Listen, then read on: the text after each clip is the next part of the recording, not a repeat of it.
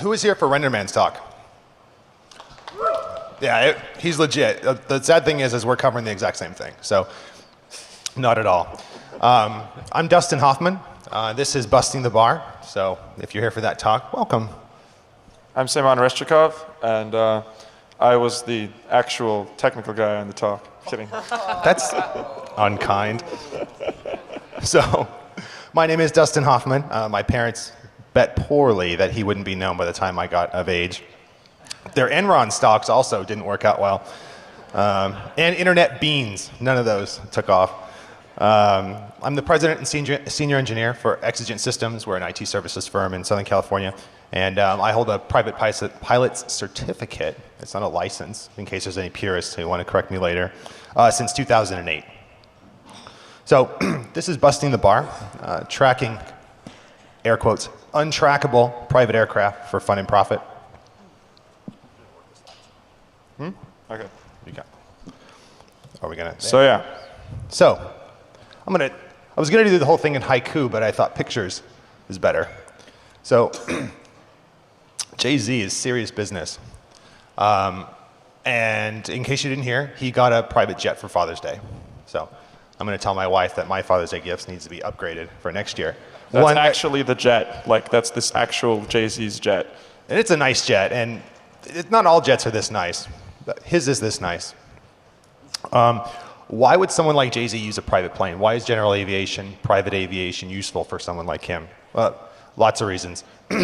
First of all, it'll go like 500 miles an hour. If nothing else, for business people, being able to move around the country at 500 miles an hour on their schedule, as you can imagine, is an incredible advantage. I mean, the man doesn't just write music. He's involved in a number of other business deals. I think he has a bar, or he had one in Las Vegas.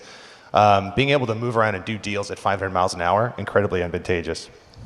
It's extremely private and discreet form of travel. If you've never flown privately, I mean, not on a fantastic jet like that. Then you're a loser. That was not. If you've never have, it's really an experience. I mean, I fly a little piston engine, single engine plane. But when I fly into McCarran, I fly in and I don't go to the public terminals with the TSA and the bomb sniffing dogs and the x-ray machine. I go to the executive terminal. Someone welcomes me to Las Vegas, drives me, from the ramp in a little cart over to the marble floored lobby. I mean, they treat me like I'm the president or something. He's one of the cool kids now. I'm working on my cred right now. But needless to say, it's very discreet. And everyone there is trained, to typically not talk about who comes through. That's kind of part of the expectation in an executive terminal is it's a discreet form of travel. Although if you flag down one of the linemen and give him a 20, they generally don't really care too much. Interesting anecdotes in the Q&A room afterwards. So, extremely discreet way to travel, which, as you can imagine, someone of a certain level of popularity, for better or for worse, really can't travel on Southwest. It's extremely challenging. You get mobbed with people, right? Justin Bieber can't fly coach anymore, I imagine, or first class for that matter. I mean, he's mobbed as soon as he gets off the plane. Imagine on the plane. I do have a friend I work out with who was flying Southwest a couple weeks ago out of Las Vegas, and Little John was on the plane with him.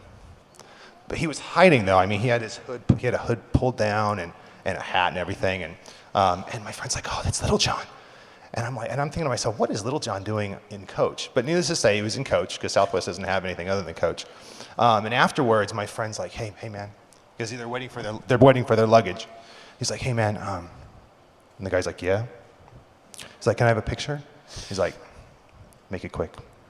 So, I'm sure Little John appreciated him not going, oh, it's Little John, and drawing a lot of attention. For someone at the height of their career, under a lot of public scrutiny, being able to slip in and out of cities basically unknown and without having to mingle with the public in any way, regardless of the fact they may not want to mingle with us, the unwashed masses, that's advantageous. Likewise with private aviation, you can drop into the hundreds or thousands of small airports that have no commercial service of any kind. While, for example, where I live, the nearest airport with commercial service is about 40 minutes away. The nearest little airport that I could get a private jet into is maybe 10 minutes. So already there's all this time I'm saving. And then, most importantly, you can throw really cool parties, and it's like the best bling ever. So, yeah. And two, so even if you're not Jay-Z, business people, there's a legitimate business case here. Of course, there's a lot of illegitimate business use too. Planes and boats and second houses are games rich people play against the tax system. But he could, with a sales team, you could bring your sales team to 3 or 4 sales meetings a day in multiple states and still have them home with their families. Owning a private jet, even in some of the ads, is like having a little time machine. Sometimes ads talk just like that. It's like owning a little time machine. Likewise, there's no TSA. There's no bomb sniffing dogs. There's no terahertz X-ray machines. Next slide. And it's really cool. So Jay-Z's liking this as the story goes on. It's like the early 2000s, let's pretend. So he's chilling. He's loving it. So he's taking his private jet out one day in this hypothetical story to a nearby state, because he's having lunch in a nearby state, because when you can move at 500 miles an hour, you can do stuff like that. And then he lands, and he gets off his plane, he gets a text from his lawyer. And the lawyer's like, hey man, I heard you in the area, you want to have lunch? And Jay-Z's thinking to himself, that's weird. How did he know I was here? The lawyer wasn't omniscient, though many think they are. Of course, it may not be your lawyer who wanted to find out where you are. It could be a process server, an ex-wife, the IRS, the paparazzi. Lots of people would like to know where these interesting business people, celebrities are. Since 1991, the FAA has provided flight plan and aircraft positioning data to organizations that they deem that have a legitimate need to know. It's called the ASDI, or ASDI, the Aircraft Situation Display to Industry. Basically, the ASDI is a stream of aircraft positions, including their speed, heading, altitude, flight plan information, for basically every plane on a flight plan in the United States national airspace system. With the advent of widespread internet access, sites like FlightAware have appeared, which make use of the ASDI data to provide visualizations of aircraft positions on a map, along with the ability to search for specific information on a plane. This also includes long-running history. I think FlightAware has been around for 7 years. They save all the data, so they have basically 7 years of flight plan information. Yeah, I love it. Says, want a full history of some plane, this is Mark Cuban's plane, dating back to 1998. Buy now, get it within an hour. Yeah, they have millions and millions of records, which they indicate on their site very clearly. So how do we reference a specific plane? Well, planes have unique identifiers called tail numbers. Every plane has one. It's usually on the tail. They consist of not this one. Yeah, not this one. Sorry, when you have awesome engines like that, it bumps the tail number. For all U.S. registered planes, it starts with N. Sometimes it's called the N number, though for planes registered outside the U.S., it starts with some other number. And the mapping from tail number to entity owning it is public. Absolutely. FlightAware provides it too. You mouse over it and it shows you the owner's information. You can find out what's the tail number of Rush Limbaugh's plane if you want. It's very secret, as you can tell. In sarcasm. Where's the sarcasm close tag? The tail numbers are used all over the place. Flight plans, air traffic control, radio communications. They're kind of like the plane's license plate number. Suddenly, with ASDI data more conveniently accessible via websites like FlightAware to the public, privacy provided by private aviation largely vanished. Because remember, ASDI doesn't just provide current positioning for where the plane is. It's hard for the paparazzi to reach you at 35,000 feet on your private plane. They include information on future flights, because flight plans are usually filed in advance, and they become instantly available in the ASDI stream. So what happens is I file a flight plan right now for tomorrow morning. That data is immediately available with my proposed departure time and destination and arrival time. I mean, the paparazzi can suddenly get ready, or your lawyer, or your process server, or the guy that wants to repossess your plane, which happens. Apparently there's people who specialize in this. With the downfall of the real estate market, for a while, like every real estate guy owned a plane. And then they lost, their cash flow dried up with the fall of the housing market. And there's a bunch of people who cropped up who actually go and repossess planes. They show up. I imagine they're like Dog the Bounty Hunter, but with a pilot's license. That's the way I picture them. Because planes don't have keys, as it turns out, which is weird. If you can get the door open, which requires like a screwdriver, you just engine start. It's like a Prius, sort of, but with turbines. You know how to fly. There's a bunch of airplanes a few miles away you could borrow for a little while. They're all vaguely the same. They come with their own getaway vehicle. I just remind myself like down, up, left, right before every flight. All right. So yeah. So obviously this didn't really please private aircraft people. Wait. I got one more. Okay. FlightAware will send you an email alert for free for any plane you want to sign up for. So you want to watch somebody who's interesting, you just put in your email address and the planes you want to watch. They'll let you know when they're wheels up, wheels down, when they file the flight plan. So that's how your filthy attorney knows where you are. So yeah, so naturally when FlightAware became popular in early 2000s, private aircraft was kind of dissatisfied with this. So the BARR was created. The BARR is this list of block tail numbers. Yeah, the BARR is this list of tail numbers that if you're subscribed to the ASDI feed, you're not allowed to publish any information relating to them. So if you type in tail number that's on the BARR into FlightAware, you just won't see anything. Let me read you the way they describe it. The BARR blocks aircraft movements from public dissemination upon request. Yeah. It was instituted in 2000, just when the internet became popular by the NBAA, which is a lobbying group for the rich people with planes. Rich Peoples has their advocacy groups like anybody. NRA for gun owners, PETA, NAMBLA, I guess. There's I'm not saying they're bad guys, though I will say their PR guy was not nice in his response to us doing this talk. So in the Forbes article he's quoted, he's not thrilled with us. So anyway, so the BARR is free to sign up for. You don't need any justification to put yourself on it. In 2007, Congress tried to impose you having to show a valid security concern, but the second that happened, oh sorry, not 2007, 11. But the second that happened, the NBA began advocacy efforts, and they succeeded, and that provision was repealed. Yeah, they claim they immediately began advocacy efforts on the aircraft owner's behalf. Yeah, so these guys are hurting right now, friends. If you're like Jay-Z, you're probably on the BARR. Pretty much everyone is. Let me put it this way: I have clients with private aircraft. They're not even that interesting. Okay, if they hear that, you're super interesting all the time. But I mean, they do mundane things, right? But they routinely put themselves on the BARR. There's no reason not to. It costs nothing. You don't need to demonstrate a valid security concern. You don't have to say that, like Mexican drug lords are looking to kidnap you or anything. You just go, I want to be blocked, and you're blocked. So this makes people like this happy. Hey, all right. Yeah. So just if you were here for Enderman's talk, he was talking about trying to track people on the BARR using ADS-B, right? And well, at least possibly a good idea. Do that. And ADS-B is awesome, and there's a lot of interesting things you can do with it, as is obvious.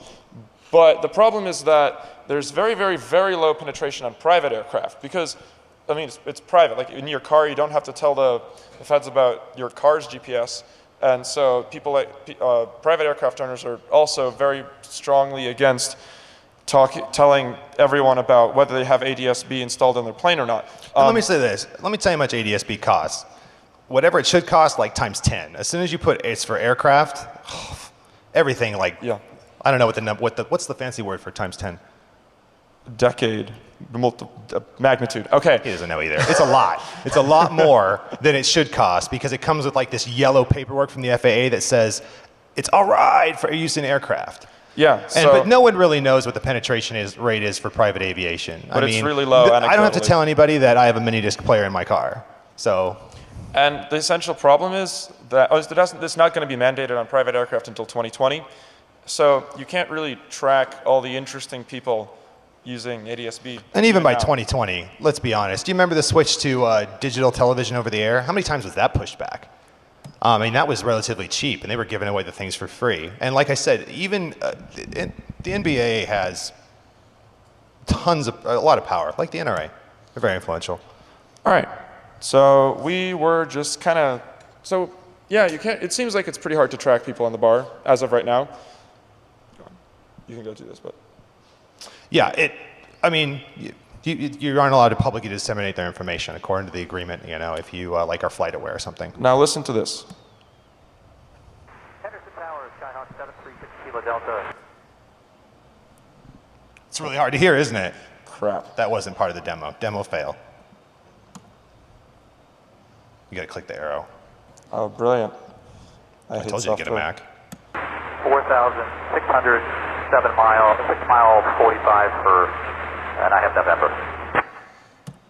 So I don't know if you've listened to any air traffic control feeds, but that says that this plane was at this place at this time. Who was the guy's name? Do you remember? Oh, it's owned by some like no-name LLC, another game rich people play. Yeah, so sorry. But I mean, here I could tell you something about him though, even though you know there's not that much public information. It's Skyhawk 736 Kilo Delta. It's a single-engine piston from 1977. He was at Henderson landing on Wednesday, July 25th at about 10:30 in the morning, which Henderson's just a couple miles south of here. For you guys that don't know the area, we looked him up with just his tail number. If he's here or ever hears about his presentation, it's nothing personal. Yours is just the first one I came upon. So it turns out that you can download anything from the internet these days, including like the recordings of every single air traffic control feed ever, because aircraft enthusiasts like to be enthusiastic about aircraft. My grandpa still listens to the police scanner, so I have know a that it's friend that who weird. would listen to stuff from Live ATC to go to sleep. It's kind of weird. Now you know why controllers go to sleep. It's boring. Yeah, and so there are websites like Live ATC, so Live ATC as of Friday was monitoring 645 airport frequencies, which is almost every single major, certainly all the major airports in the US. Interesting ones get monitored. Yeah.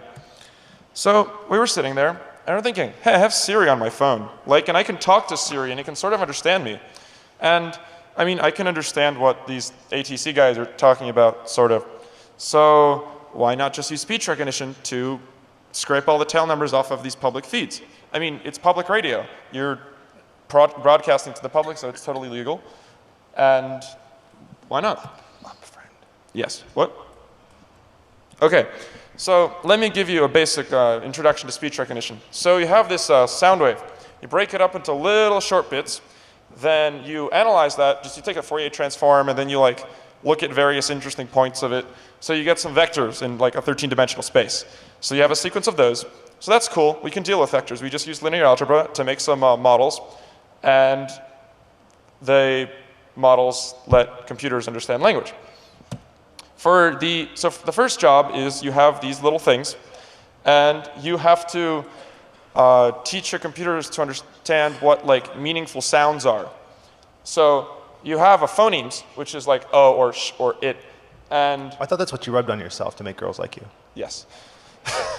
So you build a hidden Markov model, which is a state machine. I'm hoping people here know what state machines are. And you have but it's a state machine where you can't actually observe the state. So in fact, instead you observe an output that is probabilistically depends on the actual state. So it's not that complicated. The math for it is really simple and very efficient, which is primarily why people use it.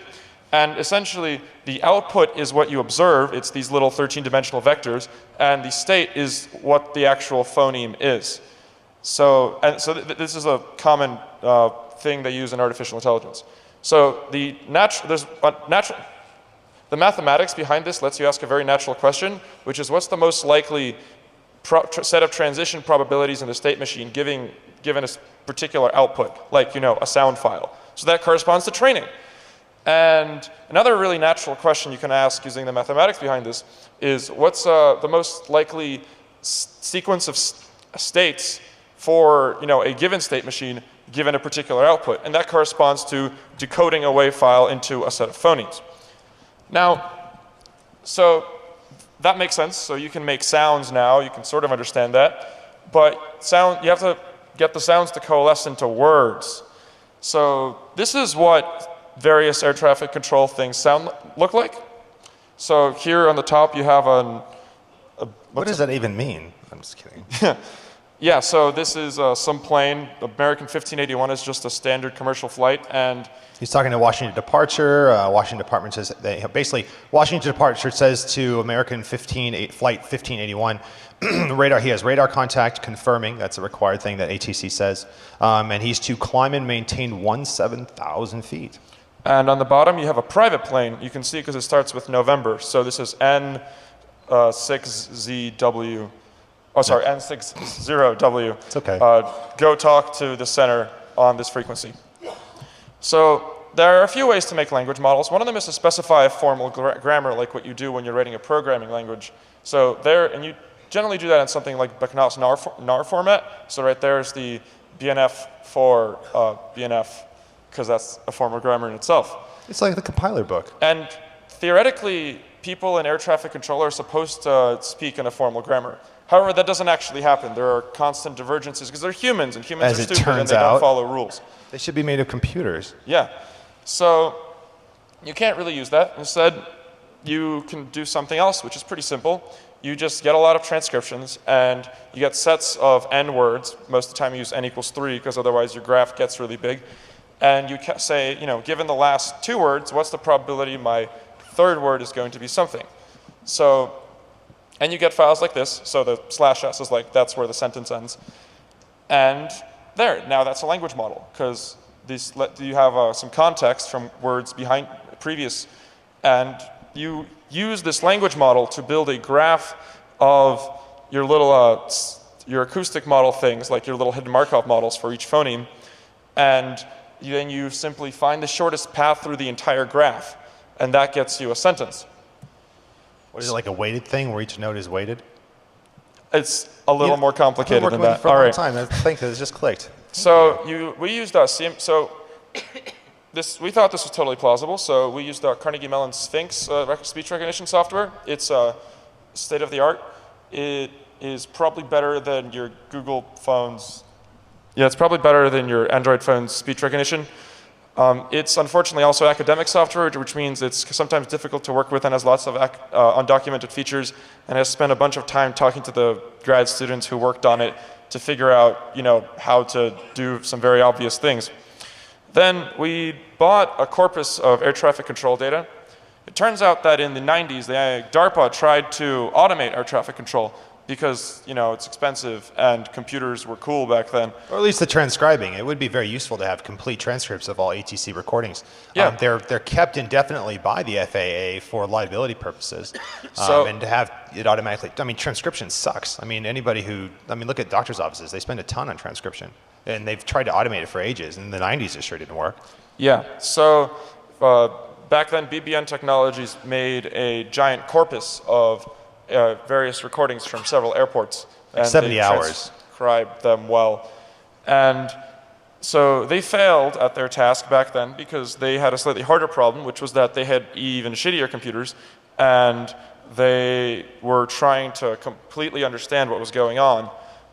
Rather than just pick out tail numbers. Yeah, they wanted all the words accurate. Yeah, not just all the words accurate. They wanted to actually be able to automate the positioning of the planes, or the routing, based purely on the just purely by speech recognition. And that didn't work out very well. And there's a bunch of things that aren't even words in use by the FAA. Waypoints and stuff that just have like random letters that we pronounce. So like with ASD. us, we had slightly different issues. It had a simple problem because we don't need to quite recognize quite as much, but it still was a shitty signal, and computers are still kind of slow. And so with us, we wanted to make our system scale to many airports, so that's a problem because different airports have different landmarks which correspond to slightly different language models. And we also had transcripts that from this corpus, and a lot of them did suck. So we had to kind of filter for that. I don't feel like I got what I paid for with that, really. Yeah, so we used about 50 personally transcribed utterances from every individual airport we added to our system to adapt an existing acoustic model to the characteristics of the recordings from that particular airport. We used both, if you're a speech recognition expert, here are some buzzwords that should mean something to you. I can't really explain all the math behind this this fast. So we used, a lot of ATC provides 16 kilohertz clips, 16 kilohertz audio files, but all those high frequencies and radio actually are just pretty much noise, and certainly you can't pick out how the little bits that people use of those frequencies. As a pilot, it's hard. Even to hear it, even for me in the cockpit, it's a challenge to understand what's said every time. So we just downsampled everything and trained an 8 kilohertz model. And that worked pretty well. If you want us to add an airport, you should send us like 5 minutes of a transcribed speech. And we trained and from this, we got 70% word accuracy based on some tests. So that doesn't sound very high, but that's pretty good because this, things like per airport landmarks were much lower because they're different and that's obviously not going to be recognized very well. Things like numbers and the NATO alphabet, which conveniently are what tail numbers are made of, the recognition and accuracy for that is higher because it's the same everywhere and there's a lot of training data for it. So that's not too bad.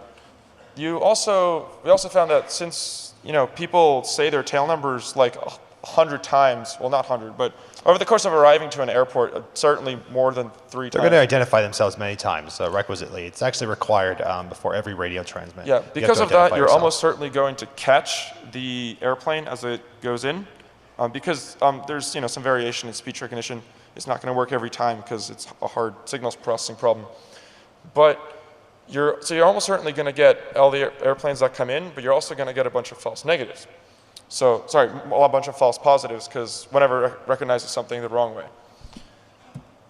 So in the future, we are going to look at nearby extracted tail numbers and then correlate them, and then things that sound similar. If there's a bunch of ones of one thing and another one that sounds similar that is something else, you could probably guess that that was just a mistake in the transcription. So essentially you can use the temporal processes to do this. We can also improve the language models. There's, n-gram models are kind of vague and not very specific. So that's a thing. And we can also drastically improve the signals processing. Signals processing is kind of black magic, at least within certain fields. But as you can see, so just doing a low pass filter would for us improve recognition accuracy from 4% to 40. Just that. So that was cool. So there's certainly a number of further improvements you can use. And finally, so this isn't on here, but as a plane flies in, you can actually just look at, so it has to contact several different waypoints. It has to talk to one group of people and then a different group of people, and you can use that path to help infer when you're having a mistake and when you're not. Once we were to process more than, let's say, the week's worth of data that we have in there now, which the process is extremely fast, it's just a matter of doing it, you could actually track them as they move across the country. So even though they're completely blocked and they aren't, publicly disseminated otherwise, you could actually track them as they cross the country, not just in what are called terminal areas where they're going to land or take off. Yeah, so this method is inherently somewhat imperfect because, well, let's listen to this other clip. I don't think anyone has any idea what this guy is saying. Bravo with normal navigation, 74 miles per unit, thanks. It's just gibberish, I'm not even joking. I don't know how these air traffic control guys And I know that guy. No, I actually want to listen to it again because it's just hilarious. 9 Alpha Bravo with normal navigation, 74 miles per unit, thanks. Sorry. I admit it sounds way worse here than it did in our hotel room, so that's pretty awesome. Yeah. And that was at McCarran, so you can imagine the controller going freaking out right now trying to figure out what this pilot's doing. So, yeah. So you're never going to get perfect recognition accuracy with something like this, but although you can, in fact, track a bunch of flights. We have a website, openbar.net. It's not yet public, although there are some sample transcripts and us actually pulling out plane numbers. Because we were hacking at it until last night, let me be real honest. Yeah. And so pretty much the reason it's not public is because we haven't written the search engine for checking for 1, 4, and 14, and 0, and 0. It's a bunch of bull crap. There's a book that prescribes how everybody's supposed to talk in the radio. No one's using it. Yeah. So apparently there's a lot of permutations for the way you could say numbers. And it's a little frustrating to me. Yeah, I have to admit, when I started searching through the thousands of records and I wasn't getting any, I was freaking out a little bit. But yeah, we can in fact, we have all the transcripts just sitting on our server, and we'll be opening this up to the public pretty soon. Here. Oh, here, skedaddle. Okay. Careful. Watch out. Cord coming through. Thank you. Buttons to push. Hold on. What is this? What does that even mean? Here we are. This I know. There's nothing on this computer. Oh, including internets, apparently. Oh, God. Hold on. Wait, what? You turned on Wi-Fi. What's wrong with you? I don't have the more GBs, man. Hold on. You talk for a minute. All right. I don't know what you're trying to do. Anyway. I was going to get on the internet. I'll figure it out. Yes? You're... Goes right to flight aware. Nice.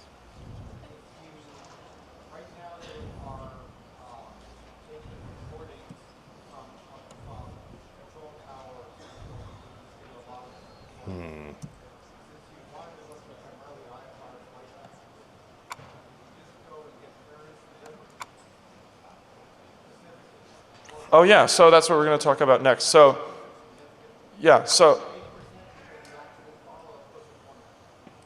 yeah, this is what, I don't know what Dustin is trying to do, but I'm just going to continue talking. I was going to go on the internet and show him the site. So, does anyone here want to find out how you can track all the planes yourself with really, really high recognition accuracy in the United States? If you don't, oh yeah, that's, the right answer is naturally no. But in fact, the FAA, that the whole that ASDI feed, it is, you can sign up for it yourself. Now, it used to cost money. You used to like have to provide your own line, but now there's just you can search for ASDI feed, and, you know, and there's a page on the FAA website. You have to send an email. We've sent this email. Hold on, I have a slide for that. Yeah, anyway, so what you can do, you send this email, they reply you with this really nice thing saying, oh yeah, all you need to do is just set up this, you know, yeah, there we are. This is what you need. These are the technical requirements for tracking all the planes. You have to send an email. You have to have a really, really, really big bandwidth, because this is like big for, you know, the early 90s. You have to know how to parse XML and set up a secure VPN. And you have to sign some forms that say that anyone who's on the BARR, you can't disseminate that information. But that doesn't stop you naturally from disseminating, say, internally within your company or acting on it. And you can find out what everything's going on. Yeah, this, next. frankly, next. Page down, space. So that's what the feed looks like. It's just super easy. If there are two versions, there's one where you can find out things 5 minutes later, like there's a little delay. And that way you can't get, like there's an auditing process that might occasionally come across you if you want live data. But instead, if you're okay with, you know, flight plan data 5 minutes later than real, which is totally okay if you're like TMZ and trying to get Jay-Z. Because remember, you'll get the flight plan the day ahead of time. You don't ever have to be audited. So seriously, everyone in this room should do this. Just if you, no, you just can. Yeah, you can't tell anyone else about what you see there. But you can track every plane. You know, can find out exactly where Rush Limbaugh is flying. So this is really nice. NPR thought it was a good idea. Yeah, but it also is not that great because it means that there's, you know, this whole BARR thing. This there are a lot of private aircraft owners that think that their flights are private. In fact, they're not. There are a bunch of people doing this. The FAA has a list of the people subscribed to SDI feeds, and there's 64 groups. Actually, I believe it's 64 groups. It was like several groups were named like multiple times with multiple people. Yeah. So it might be like 30 groups are named as having subscribed. That doesn't sound that bad. However, if you look at the forms that you have to sign to get a copy of the ASDI feed, you can opt out of being on this list. So, and we sent our email, and I'm signing up. As of Friday, there were 30 subscribers on the wait queue to be connected, which means that kind of very strongly implies that the number of total people subscribed is much, much, much larger than 64. So there's a few uses for this. One, you can track every interesting person ever, or not quite, but find out who Rush Limbaugh is cheating on now. And you can even say, you can go to that airport and interview the person. You just can't say that you found out how they got there from the flight plan. Also, if you have a company with a competitor or something, and you have a sufficient scale that the competitor owns a private plane, this might be a useful thing for you to do. This is very interesting for companies already now. For example, retailers compete very strongly to get their, tube of toothpaste on, get shelf space at Walmart. Well, if your competitor that also makes toothpaste is flying into Bentonville, Arkansas, you might want to know that. Because private planes cost thousands of dollars an hour to operate. Well, if your competitor is putting a plane in there, And the only thing in Bentonville is like the Walmart headquarters. It's probably the entire town. I've never been there. But you're only going to put your C-level executives or senior salespeople on there. The only people you're going to pay thousands of dollars an hour to fly around that way, and for the flight crew and everything else, is going to be someone important. You can at least derive or guess at important things happening where private jets are going. Yeah, and finally, I mean, if you don't run a company or anything, you could just do this, just because it's interesting. And you can't tell any of your friends about, who you found out is flying where, but that's okay, because you can still find out where all the interesting people are flying. Yeah, and it's really easy. Like, actually, you should just Google it and do it. You could probably have a connection before the end of the week. So you could, yeah, Jay-Z has a SAT now, I'm assuming. There's no reason someone like TMZ, if they haven't already done it, they're idiots. Honestly, I imagine they pay people for tips now. That's typically how these things work. Yeah. They don't need to pay anyone for a tip. They can just get a feed of all these things themselves. And they can have a list of everybody. And they can know the day before. Heck, they can let the reporter guy sleep in because he doesn't have to be there until just before the plane pulls up. Or ProPublica can, have someone waiting for Sheldon Adelson, the owner of the head of Sands Corp, to complain about his donations to the Koch brothers or whatever. I mean, you could just imagine the chaos that's going to ensue with this. Yeah. So this is also kind of unfortunate because it means that private airplane privacy is just not a thing. At least not a thing if someone wants to track you, they trivially can. If they don't even want to, send an email and write a parser and set up a VPN, they are just going to probably be able to use OpenBARR, at least to, within fairly decent accuracy. It's never going to be perfect, but it'll get pretty close. And that's unfortunate because we like privacy, and it was kind of conflicting to, tell everyone that it doesn't really exist anymore. But it's more important to know that if you're being tracked. Wouldn't you rather know? Yeah, I'd rather think that you have some semblance of privacy. And I think, even for the people who I'm going to get flack from, who are already unhappy with me at the moment, that's really what it was, is they thought they had something they just never had. I mean, you don't move multi-million-dollar assets through the air into public airports. And really, did you think? And talking on public airwaves with radios that are from the 1940s, they were under a bad false impression. I mean, ADS-B just make the problem worse, along with all the other numerous problems. I don't know that anyone actually just touched on the privacy issue. I'll be honest, scraping this god-awful audio is hard. The ASD and ADS-B is easy. That's completely automated. It's like a SQL select. I get the tail number right in the field. I don't have to scrape it out and figure out if they said 11 or 11 or 11Zs. So yeah, you guys should go have fun because this whole airplane privacy thing just doesn't exist at this point. You might have more privacy on Southwest. Yeah. If you pull a hood down and stuff. Yeah.